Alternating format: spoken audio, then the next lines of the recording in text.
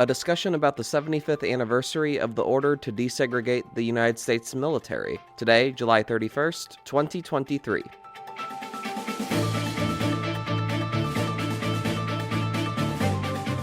Good morning, Early Birds. I'm Simone Perez, and this is the Early Bird Brief, produced by Defense News and Military Times. Today, we're taking a look back at the desegregation of the American Armed Forces, what has developed in the 75 years since integration was ordered, and a look forward at the work leaders say still needs to be done. In 2017, Tuskegee Airman Charles McGee, who flew combat missions during World War II, Korea, and Vietnam, shared some of his incredible story with our team. McGee, who died last year, was one of the first black aviators in the United States military. Sometimes segregation made it possible because in the late 50s, after during the Korean time frame, and I kind of felt like I wanted to get out of military flying. Well, commercial aviation wasn't open to blacks or women, so I stayed in. But it turned out, without my really trying, couldn't have written a script for better opportunities of serving. So I ended up also, after the Korean time frame, serving in Vietnam and remaining in the service for 30 years. So. Other Tuskegee Airmen and also Montford Point Marines joined the Department of Defense leaders and lawmakers in the Pentagon courtyard last week. They met to commemorate the anniversary of the signing of a historic order.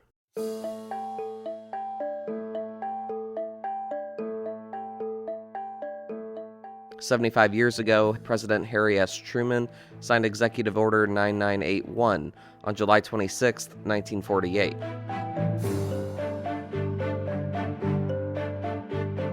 That order mandated the desegregation of the United States military. A similar order was also signed that day to desegregate the federal workforce, and that included civilians at the Department of Defense.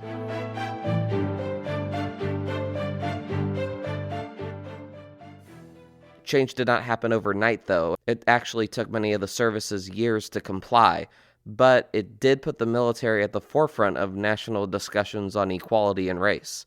Now, 75 years after the historic order, the military and society more broadly are still grappling with issues of diversity, inclusion, and how best to address unit cohesion. Secretary of Defense Lloyd Austin recently noted that tremendous progress has been made since Truman's order. Today, some 44% of our active duty force are people of color. And Americans from all walks of life serve alongside one another, and they grow as leaders. And they contribute to our military at the highest levels.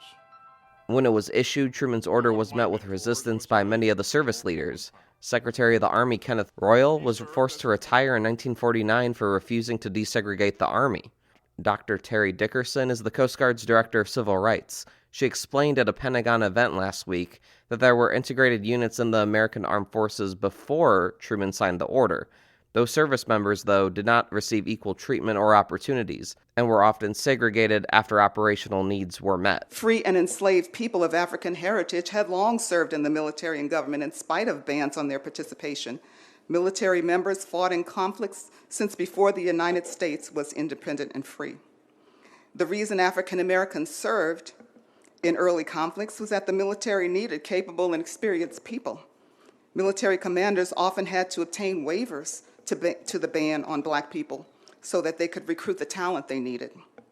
Glossing over an embarrassing period or failing to acknowledge this history robs African Americans of the knowledge that their community contributed in foundational ways to the government and the nation.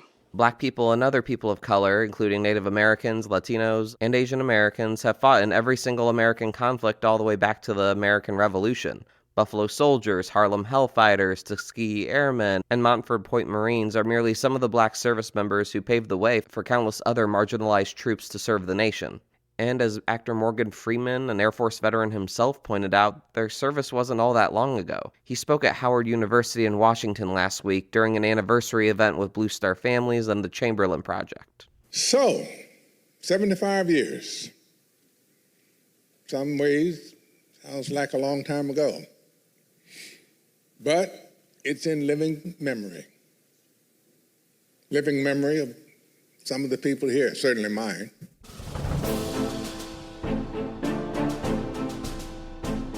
Manpower needs during the Korean War accelerated integration. According to an Army release in 1954, the Army fully integrated upon deactivation of the 94th Engineer Battalion. But the desegregation of the armed forces did not prevent discrimination across the force. Racial issues within the military still remain a prevalent conversation today, as the services look to address concerns over various efforts aimed at diversifying the armed forces, including at service academies.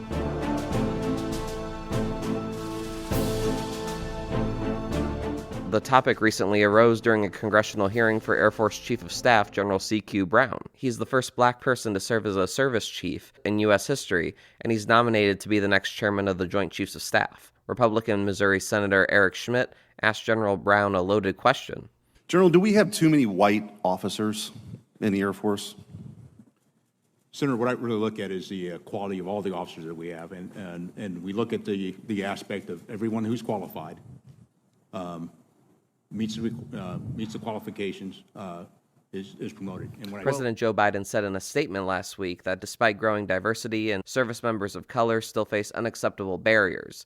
He cited how they are underrepresented in positions of senior leadership, face bias in the military justice system, and still are more likely to be dishonorably discharged.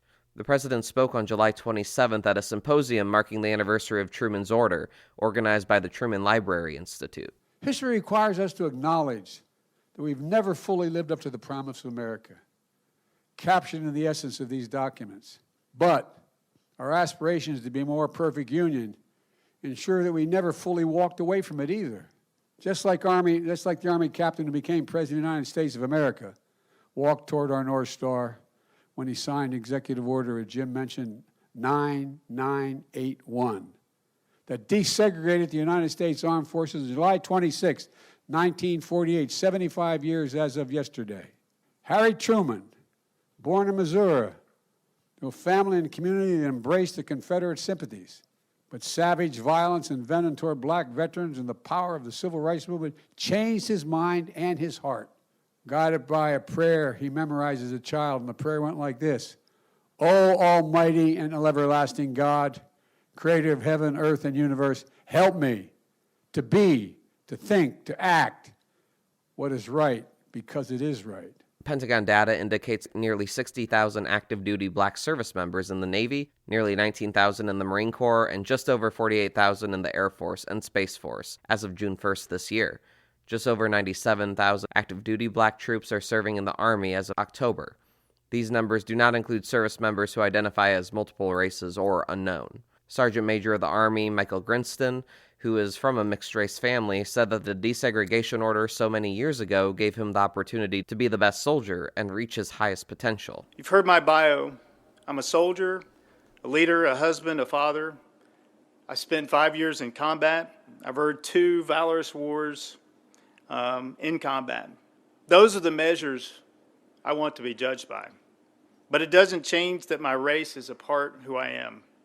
But it's not all that I am.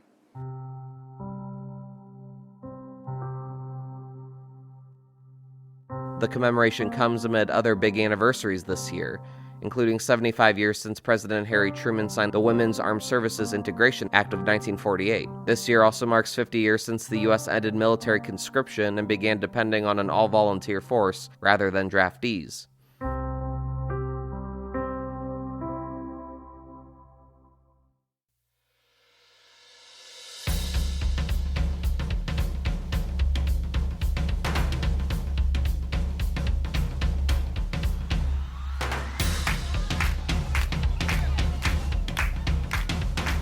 That's it for us this morning. To get more top stories and breaking news, go to defensenews.com/EBB to subscribe to the Early Bird Brief newsletter.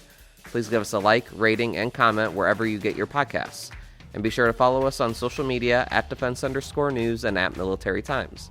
The Early Bird Brief is hosted and produced by me, Zimone Z. Perez. Also, please rate us and leave us a comment on whatever platform you use. Our editor-in-chief is Mike Gruss. Have a great day.